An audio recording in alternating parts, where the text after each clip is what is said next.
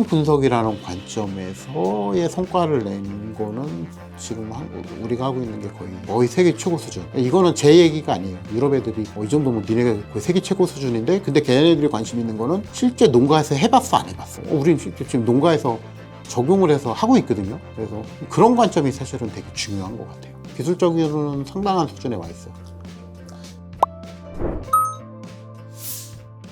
트리플렛은 이제 차세대 축산 플랫폼이라는 이름으로 저희가 만든 이름이고요. 트리플렛은 새쌍둥이라는 뜻이잖아요. 그 새쌍둥이는 예를 들면 사람과 동물과 환경은 하나다라는 약간 이런 의미도 있고요.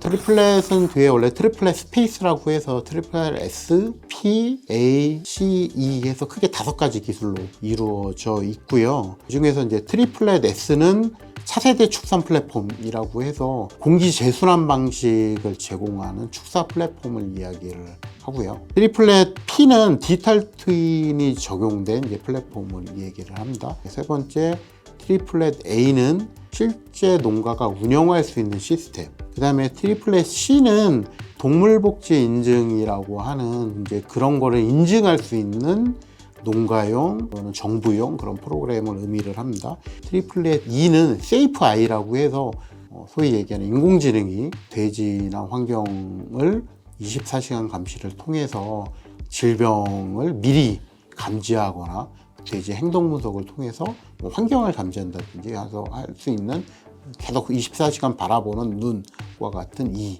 그래서 크게 5가지 기술로 구성되어 있습니다.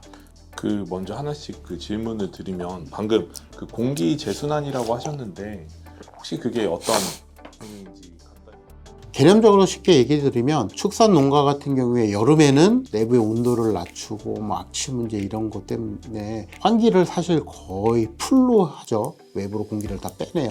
이제 그럼으로써 발생하는 악취라든지 이런 게 사실은 굉장히 많은 문제가 있고요. 겨울 같은 경우는 또 온도를 일정하게 유지를 하기 위해서 문을 다 닫죠. 그러면서 생기는 이제 문제점이 뭐냐면 축사 내에 안 좋은 공기들이 사실은 계속 쌓여요. 그것 때문에 심지어는 센서 같은 경우에 저희 시험해 보면 암모니아 센서 짧아야 한 달에서 한 달 반, 길면 서너 달이면 다 고장이 나요. 심지어 저희가 이제 카메라 같은 거 24시간 한다고 안에다 설치해놓으면 6개월이면 다 녹아내리죠. 이유는 그 안에 있는 암모니아 같은 그런 것 때문에. 그래서 이런 거를 어떻게 해결할 거냐라는 측면에서 이제 개발을 시작을 했어요. 그래서 공기 중에 있는 안 좋은 성분들, 그런 악취에 발생이 되는 여러 가지 그런 성분들이나 암모니아, 그 다음에 안에 보면 이제 PM10 수준의 그런 미세먼지들, 그런 특히 분뇨에서 올라오는 그런 여러 가지 먼지들이 있죠.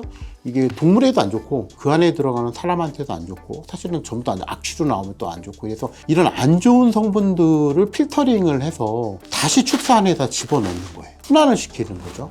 그 중에서 근데 무조건 순환을 시키는 게 아니고 또 좋은 성분도 있거든요. 겨울 같으면 안에 온도가 높잖아요. 그래서 그 온도나 습도에 관련된 좋은 성분들은 그대로 넣어주고 안 좋은 성분들은 다 걸러서 없애주고 하면서 공기를 계속 재순환시킴으로써 돼지한테 굉장히 안정적인 환경을 제공하고요. 일하는 사람들도 안정적인 환경을 제공해 줄 수 있는 그런 기술이고요. 일부 유럽에서 조금 시도를 사실은 저희보다 먼저 하긴 했었어요. 근데 그들도 그렇게 성공적이지는 않았거든요. 저희가 개발한 거는 실제 있는 농가를 대상으로 해서 시험까지 했고요. 성능적으로도 세계 최고 수준이에요. 현재는 외국 애들하고 이제 특히 유럽 애들에 있는 교수님들이나 기업들하고 얘기했을 때 걔네들도 놀랄 정도 수준으로 굉장히 좋은 성과를 보이고 있어요. 그러면은 악취 저감 같은 효과도 확실히 있겠네요. 네. 악취 저감이 상당히 저도 놀랄 정도로 사실은 굉장히 높았고요. 이 기술이 너무 좋다 보니까 저도 놀랄 정도의 성과를 사실 나왔어요. 이 악취는 사실은 축산업에서 가장 큰 문제예요. 그래서 돼지뿐만 아니고 게사나 이런 쪽도 사실은 대부분 적용할 수 있거든요. 또 악취뿐만 아니고 특히 공기에서 발생하는 그런 질병들도 최소화하실 수 있어요. 왜냐하면 밖에서 들이는 공기를 안으로 유입되게 하는 게 최소화하는 형태거든요. 계속 재순환하기 때문에.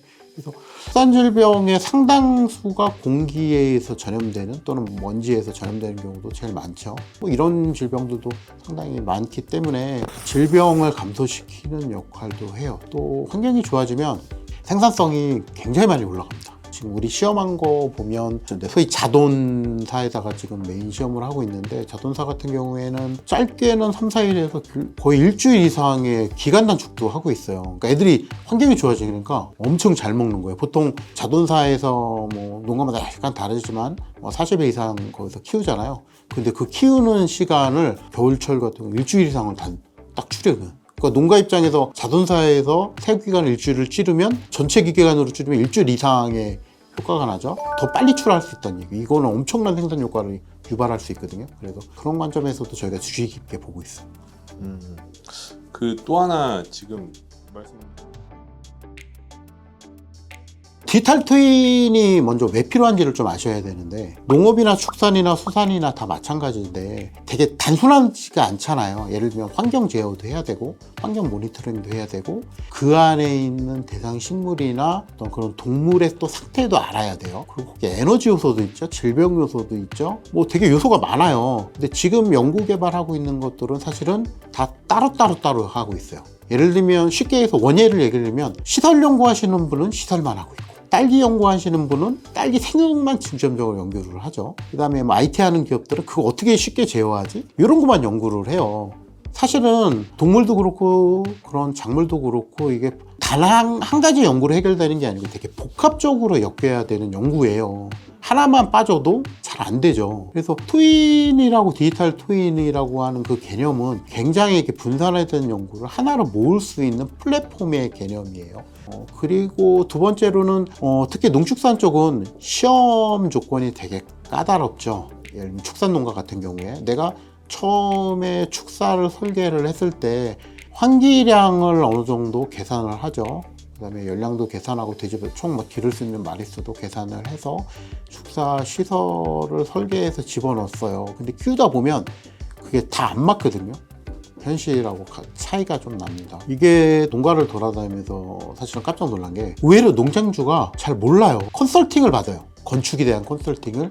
근데 그 컨설팅 하시는 분들이 의외로 이쪽에 메인 전문가가 아니에요. 그러니까 대부분 어떤 분들은 뭐 이렇게 얘기해서 좀 그렇지만 자기 전공이 아닌데 건물을 컨설팅을 하고 뭐 이런 분들이 제법 많더라고요, 현장에는. 근데 농장주는 어차피 잘 모르니까 그냥 그들을 다 듣고선 그들대로 따라요. 근데 실제 운영해 보면 전혀 다르게 돌아가는 경우가 엄청 많아요. 예를 들어서 팬 설계가 잘못됐다.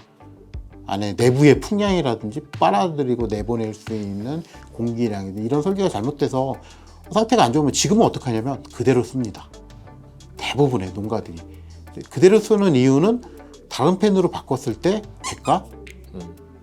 솔직히 자신이 없죠.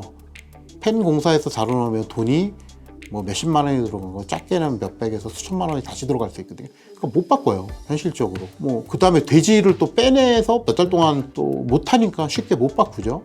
근데 그거를 현실에서 내가 이렇게 해보고 저렇게 해보고 할 수 있는 농가는 없어요. 그런 경우에 있어서 이거를 미리 내가 들고 있는 그 축사를 컴퓨터 속에 갖다 놓고 이렇게 저렇게 시뮬레이션을 돌릴 수 있다면, 이러면 예를 들어 기업이 그런 거를 제공을 한다면 농장주한테 시뮬레이션을 미리 볼 수, 이런 형태로 지으면 몇 마리를 키울 수 있고 안에 환기량, 공기량, 유동량 있고 에너지 사용 비용은 얼마나 들고 계절별로 이런 정도의 성적이 나올 수 있습니다 라를 미리 설계를 해서 컴퓨터로 딱 농가한테 보여주고, 이거 하실래요? 저거 하실래요? 뭐 유지 비용이 조금 더 들지만 더 좋은 형태도 있고요, 유지 비용이 좀 적게 들지만 뭐 이런 형태도 있습니다. 이런 거를 비교해 가면서 소위 견적을 그것도 3D로 착 보여주면서 이렇게 해주면 농가 입장에서는 그 착오를 줄일 수 있는 거예요. 그게 산업적으로는 엄청 크죠. 그러니까 이런 관점에서 또 트윈을 활용할 수 있는 이런 측면이 있어요. AI. 저희 쪽에 트리플렛 E라고 하는 상시감시 시스템인데요. 축산 같은 경우에는 농장장이나 일부는 농장주, 일부 일하시는 분들이 대부분 현장에 상주를 해요. 그러면 아침에 눈 뜨면 대충 씻고 아침 먹고 출근을 해서 돼지를 밤새 잘 있었 나를 쭉 봅니다. 보면서 상태 안 좋고 좋은 애들을 좀 걸러서, 좀 아픈 애들은 밖으로 빼서 별도로 따로 관리를 하는, 이런 식으로 하거나 뭐 이런 거를 아침에도 하고 또 퇴근할 때도 한번 하고 뭐 이런 식으로 관리를 하죠. 돼지를 관찰하는 경우는 아침, 저녁 이 정도밖에 안 하더라는 거예요, 의외로. 심지어 저는 어떤 경우도 봤냐면 돼지가 뻗어 있는데 어떻게 관리를 했길래 제가 볼 때는 거의 죽은 돼지처럼 보였는데 숨만 쉬고 있는 꼭 그냥 냅두는데도 봤어요. 그 다음날 갔더니 죽었다고 빼내더라고. 이게 사실 어처구니 없는 거거든요. 상태가 안 좋거나 그런 증상을 보이면 질병이 왔을 확률이 사실은 되게 높아요.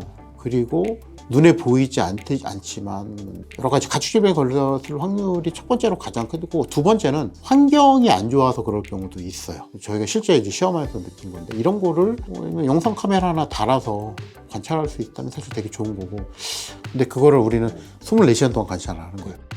이게 처음에 아이디어는 뭐였냐면, 센서 유지가 너무 힘들다 보니까 축사 내에서 돼지 자체로 관찰을 하면 어떨까 했어요.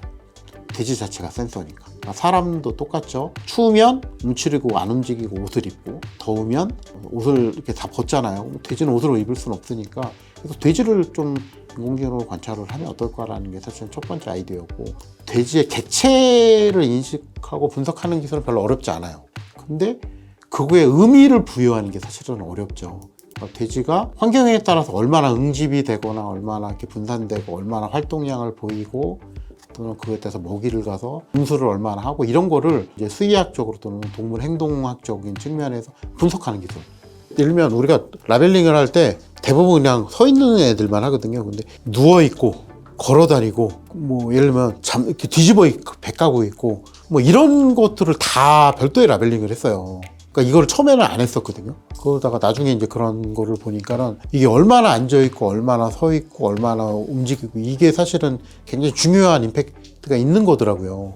그래서 그런 거를 이제 수치화하는 게 되게 쉽지는 않았죠. 왜냐하면, 기존에 동물 연구하는 사람조차도 약간 경험적으로 하는 경우가 너무 많아서 이걸 디지털화하고 정형화하는 게 사실은 쉽지 않았는데, 어쨌든 국내에 있는 수의사들을 사실은 쫓아다니면서 애들이 아플 때 어떻게 행동해요? 이런 거 막 질문해 가면서 하고, 또 영상 가지고 엄청 오랫동안 관찰을 하고 하면서 그걸 소위 디지털화에 뽑아냈죠.